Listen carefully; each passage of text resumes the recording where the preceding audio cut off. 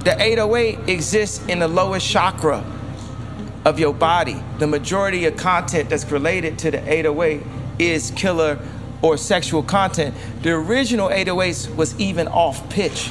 So that meant it's an actual sound in the track that you don't realize is there that is fucking up your entire frequency. Right. And now, today, every time I hear a car come out, it's 808. But if you think about African music and hip hop and what we was breakdancing to, it was light. The percussion. It was upbeat. It was the drums. Quite disturbing, right? Let's listen to Dr. Wesley Muhammad having the same opinion. Them 808 produce low frequency sound. Its signature is low frequency sound, and that 808 drum beat, the low frequency drum beat. And remember, how do shamans create altered state of consciousness? In indigenous cultures, it's the drum beat. The drum is the tool to drive one into altered states of consciousness. So the 808 machine, the signature of hip hop, the drum beat, that most of the 808 beats are in low frequency.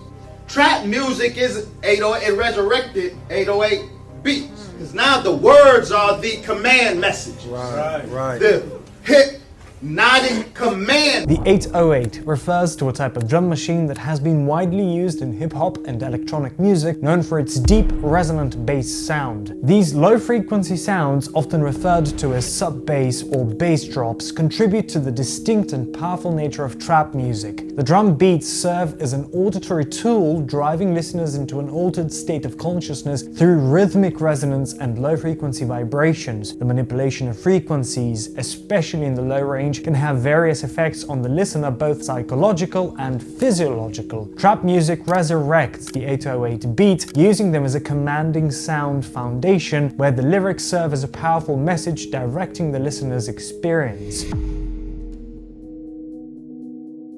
The brain chemical serotonin is necessary for mental health for men and women. One reason women suffer from depression in numbers that men are. One of the reasons is the disparity in brain serotonin. Wesley explains that testosterone and serotonin are like power sources for men. Both men and women need serotonin for better mental health, but if women don't have enough serotonin, it can lead to depression, so serotonin is like the ticket to good mental health. He further explains that if you're listening to a song at 230 Hz in your right ear and 220 Hz in your left ear, your brain syncs up to a phantom 10 Hz, which triggers serotonin. 230 Hertz is beamed into my right headphone, 220 is beamed into my left. My brain was synchronized to a phantom 10 Hertz. And 10 Hertz is precisely the frequency that stimulates the production of serotonin. 10 Hz is precisely the frequency that stimulates the production of serotonin. For instance, think of your brain like a music player. When you're relaxed, you're closing your eyes, it's playing this chill tune at 10 beats per second. But when you're asleep, it slows down, and when you're focused or doing something active, it speeds up. This switch between rhythms is controlled by a brain area called the reticular activating system. Wesley says that 10 Hz is like a serotonin booster, making us feel good. But the devil knows the biochemistry game too. He triggers the stress chemical noradrenaline, which messes with the good vibes. It's like a tug of war between feeling good and feeling stressed. 4 Hertz is the specific fear frequency, because 4 Hertz stimulates serotonin's opposite, noradrenaline.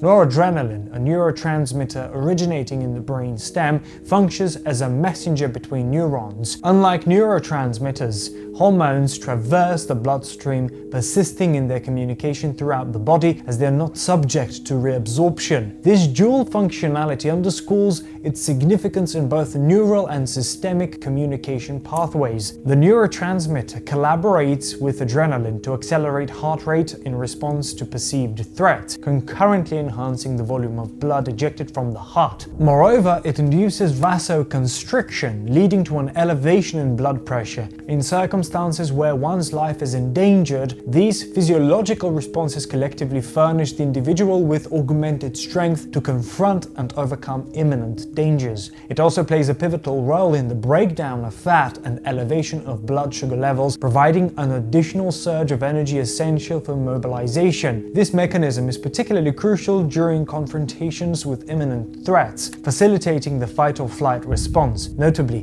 the influence of noradrenaline persists to a lesser degree during non-threatening circumstances. So in brain chemistry, serotonin takes the lead, influencing our passions. An optimal level of serotonin allows us to master our impulses rather than give in to them. It serves as the controller of our appetites or passions. On the other hand, noradrenaline operates as an accelerator. Elevated noradrenaline levels act as a force that intensifies the batteries of our various impulses and passions. Consequently, a scenario characterized by low serotonin and heightened noradrenaline results in increased impulsivity, rendering us vulnerable and prompting us to act on our instincts without restraint. And so our noradrenaline is stimulated and it cuts off our serotonin. They can make sure they can stimulate in us our serotonin by producing in us phantom 10 hertz frequencies, but our reality is proof that they have decided to stimulate in us or produce in us a phantom 4 hertz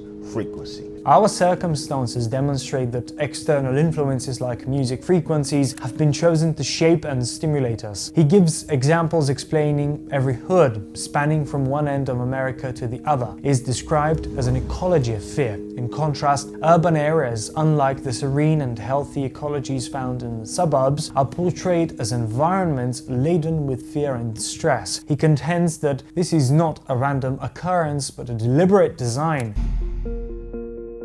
In 2012, researchers at Purdue University developed a compact pressure sensor designed for implantation to monitor pressure in areas such as the bladder or blood vessels affected by aneurysms. The challenge with this device was determining how to power such a small implant without a battery. Purdue's biomedical engineering professor Babak Zieh addressed this by creating a 2 cm long piezoelectric cantilever beam using lead zirconate titanate. Zieh and fellow researchers tested the device by placing it in a water-filled balloon and exposing it to various music genres including rap, blues, jazz, and rock. Hip-hop yielded the best results, with Zieh noting its rich low-frequency sound, especially the bass. Vibrating in response to acoustic waves within the 200 and 500 Hz range, the cantilever generates electricity stored in a capacitor within the sensor. Instead of using a plain tone, the researchers opted for music. They tried various music genres to power that medical device. It was only hip-hop with its bass line proving most effective due to its rich low acoustic frequency sounds. The musical acoustic energy can traverse body tissue, inducing vibrations in the cantilever. When the frequency falls beyond the optimal range, the cantilever ceases to vibrate, triggering an automatic transfer of electrical charge to the sensor. This prompts the sensor to conduct a pressure reading and broadcast data through radio signals. As the frequency dynamically changes with the rhythm of the musical composition, the sensor can cyclically alternate between storing charge and transmitting data. Professor Zieh suggested that a brief monitoring period, lasting a couple of minutes every hour, is sufficient for tracking either blood pressure or bladder pressure.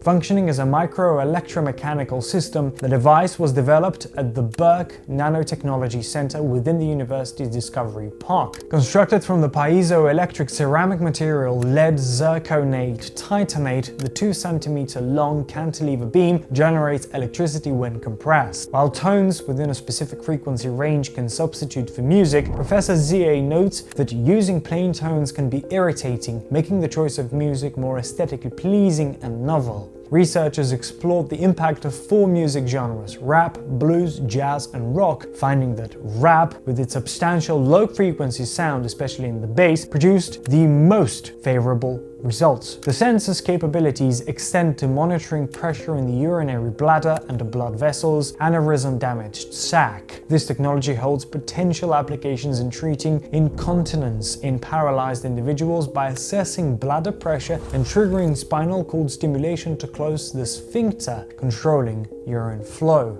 Furthermore, it could serve immediate diagnostic purposes, offering advantages over current methods involving catheter-equipped probes that require several hours of hospital stay. This innovative technology surpasses conventional implantable devices which either rely on batteries needing periodic replacement or operate on inductance. This is an example of the divine power of hip-hop music. This innovative approach allows intermittent measurements lasting a few minutes every hour to monitor bladder or blood pressure. Wesley says that hip-hop by nature is divine, but when the devil distorts what is divinely created and turns it into a weapon for his own agenda, hip-hop becomes a crucial example. In a research project at the University of California, Los Angeles, Daniel Blumstein conducted a study where participants were asked to evaluate the intensity and emotional tone of various 10-second music pieces. The researchers aimed to explore how music with distortion could impact emotions, drawing a parallel to the distress calls of animals. Using undergraduates as participants, the study tested 10 musical conditions, including rock music, heavy metal, crusty pump, and harsh dissonant music. They found that when the music included distortion, participants perceived it as more thrilling and often associated it with negative emotions. Listeners in the control condition heard music without noise or abrupt transitions in frequency or pitch that was similar to elevator music. Those in the experimental condition listened to music that began in an easy listening manner but then suddenly broke into distortion. Further research employed the use of video as a distraction. Researchers played minimally evocative video clips paired with music they had proven to cause negative emotions. The video eliminated how exciting the distorted sounding music seemed, but it didn't trump the emotional content of the music. Byron said, "This study helps explain why the distortion of rock and roll gets people excited. It brings out the animal in us." Researchers found that dissonant music, like the soundtrack in scary movies, often evokes strong negative emotions like fear or sadness, not happy ones. Such music taps into our primal instincts, making us feel excited or charged with negative feelings. People listening to the distorted music felt more excited and emotionally charged, showcasing the impact of certain sounds on our emotions. Loud and sudden changes in music, like the screeching sounds, grab our attention because they trigger emotional responses similar to how animals alert each other to danger. This happens because these sounds, with their discordant effect, mirror the distress calls animals use in nature. They found that the sound of rock music was similar to the sound of animals dying. The sound of animals in distress characterizes rock music that arouses people and gets them weaponized against other people. Music operates as a frequency program capable of influencing different mental states. By manipulating frequencies, music can make people go into meditative states or facilitate sleep. The brain, functioning and communicating with cellular structures through electricity, operates within specific frequency bands. Broadcasting frequencies carrying information and perceptions within the brain's decoding range allow external influence on people's perceptions. This external influence occurs by broadcasting frequencies that interact with the brain's decoding mechanisms, shaping individuals' experiences and perceptions. The adoption of A440 in music is associated with the Roman Catholic Church, which historically suppressed certain frequencies. The A440 is what now is the standard tuning. If you go A439, you're closer to one of the Creator's tones. If you go A441, you're closer to one of the Creator's original tones. That's how precisely it has been manipulated. To do what? To shut down the 95% of your brain, particularly the right brain that operates the heart-mind to the divine human community. Notably, the investigation into the lost frequencies was triggered by the recovery of 152 Gregorian chants, including the spiritually uplifting hymn to Saint John the Baptist. This particular hymn, played in 6 tones, became the focus of the search for these frequencies of vibration. The 6 tones represent frequencies that have been manipulated with A440 Hz now serving as the standard tuning. Choosing a tuning like A439 brings one closer to one of the Creator's tones, while A421 brings proximity to one of the Creator's original tones. This precise manipulation is believed to impact the brain, particularly the right brain responsible for the heart-mind connection to the divine human community, aiming to limit its functioning. Imagine being in a room filled with aggression and conflict, and you can almost feel the tension. This experience is similar to the way frequencies of hate and conflict can alter the electromagnetic field of space, just like tuning your car radio to a station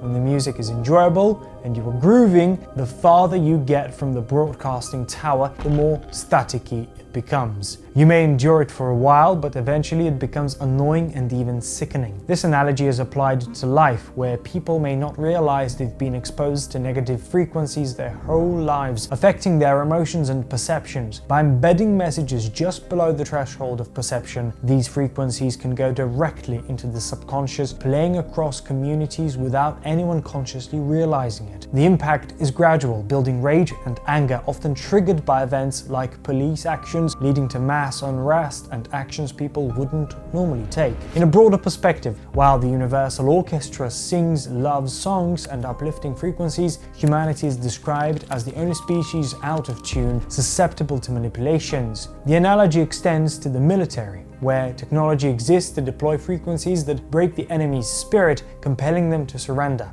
This highlights the profound influence and potential manipulation associated with the power of frequencies. In contrast to conventional frequencies, the solfeggio frequency, especially 528 Hz, has gained attention for its perceived healing properties. The frequency you're listening to can influence how UV light is absorbed into your DNA, and 528 Hz is the only one proven to beneficially alter this process. The frequency of 528 Hz plays a role in enhancing these positive effects and contributing to an improved sense of well-being. Another study explored the impact of 528 Hz music on individuals, comparing it to the commonly used 440 Hz. After exposure to 528 Hz music, participants experienced a substantial increase in oxytocin levels. While 440 Hz music also led to an oxytocin increase, it was less pronounced compared to the effects of 528 Hz. The stress hormone showed a noticeable decrease 30 minutes after participants listened to 528 Hz music. In contrast, 440 Hz music resulted in only a minor reduction in cortisol levels after the same duration. Using salivary biomarkers, electrocardiogram data, and mood state questionnaires, the study revealed that just 5 minutes of exposure to 528 Hz music significantly reduced stress levels. This stress reduction effect was not observed with 440 Hz music. These findings suggest that music tuned to the solfeggio frequency of 528 Hz has unique physiological effects, promoting a reduction in stress and influencing hormonal responses. The solfeggio frequency of 528 Hz specifically activates the solar plexus chakra. This frequency is linked to enhancing personal power, boosting confidence, aiding decision-making, and promoting manifestation. Music tuned to 528 Hz facilitates a reconnection with our authentic selves. It supports making decisions from a position of inner strength and mental clarity, fostering a harmonious balance within the solar plexus chakra. Solfeggio frequencies exhibit more positive effects on the body compared to other sounds or tones, and this is attributed to the Schumann resonance. In conclusion, the debate between 440 Hz and 528 Hz frequencies involves not just musical tuning but also claims of healing properties. While 440 Hz has been the standard for years, many argue that 528 Hz associated with healing effects is more beneficial.